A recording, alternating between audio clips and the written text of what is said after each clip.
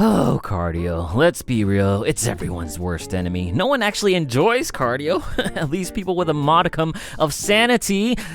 All jokes aside, cardio can be difficult to follow through with for people trying to lose weight. We even went so far to try to popularize a different form of cardio just to make them shorter, particularly in the name of interval training. Pairing intervals of intense cardio bouts like sprinting with bouts of low-intensity intervals like jogging or just resting has borne its name in the fitness industry as either the popular high-intensity interval training, also known as HIIT, or sprint interval training, aka SIT. For many, interval training has not only been considered as an alternative to your usual steady-state cardio like long-distance jogging, but some even consider it as a superior option for the goals of weight loss and body composition, due to it possibly burning more calories and taking less time to complete. I myself have long recommended HIIT, as long as it does not interfere with your recovery needs for other training forms like lifting weights. Fortunately, as we tend to realize around here, we now have new data to illuminate the effects of HIIT versus steady-state cardio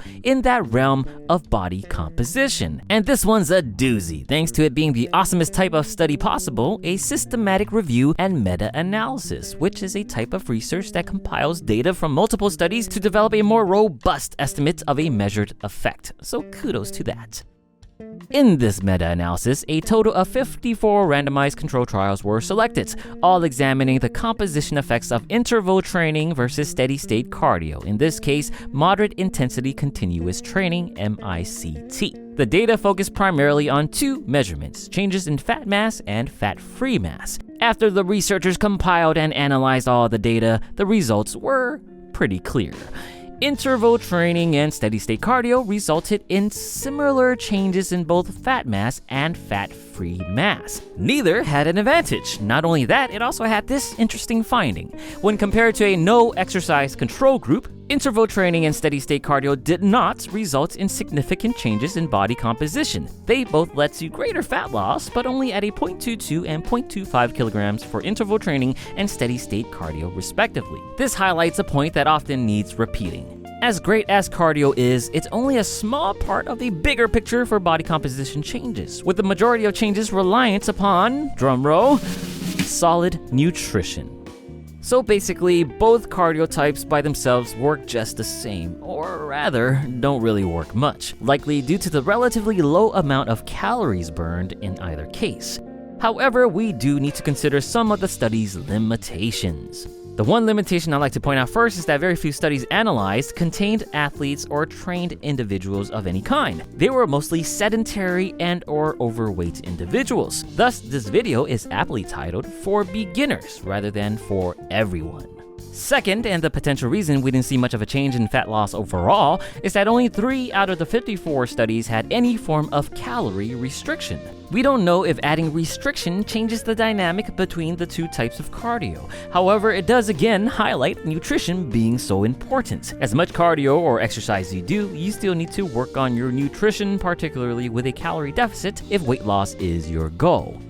One final limitation I like to point out is that only one study in this meta-analysis included any form of resistance training. As we know, resistance training does have many benefits to body composition. In fairness though, that single study's primary finding was that HIIT only had a slight benefit in lipid profile, like cholesterol, when paired with resistance training. In terms of fat indices measured, there were no significant differences.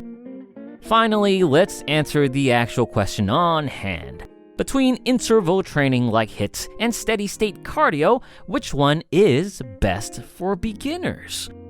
And yes, the answer is, it depends. But before we even get there, the general finding is that both seem to work just as well as the other. Or rather, again, neither does much all by themselves for body composition, and again, nutrition is more important. And if there was a type of exercise to improve body composition, the answer is likely resistance training, or a combination of resistance training and cardio. That's where the "it depends" comes in.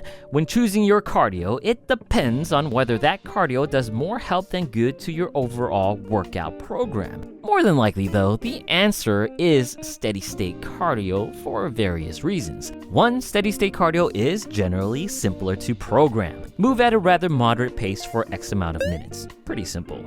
2. Steady state cardio is indeed less intense, which generally requires less recovery. It will get in the way of your resistance training program less, whereas HIIT might require multiple days of recovery for your legs. And 3. Interval training can be very overwhelming and difficult to do, especially as a beginner that has very little experience exercising at all. You're quite literally going from 0 to 100 right off the bat. Not a good idea for long-term adherence, although in fairness, the meta-analysis did not see much of a difference in adherence, but interval training is still very tough. But in the end, it will be up to you. It depends on your preference and your decision. And that's it, guys and gals. Either way, get your body moving. It's better than nothing at all. Do yourself a favor and try to make a few adjustments to your nutrition as well. More whole foods and all that jazz. I hope you found this video helpful. I'm happy to be back making these videos again for you guys. Much more to come. If you enjoyed it, please keep watching more by subscribing or simply go through my other videos if you want even more health and fitness tips. Make sure to like the video and share it with your cardio-loving friends. As always, and no other perfect way to close out the final video in 2021 other than by saying, get your protein.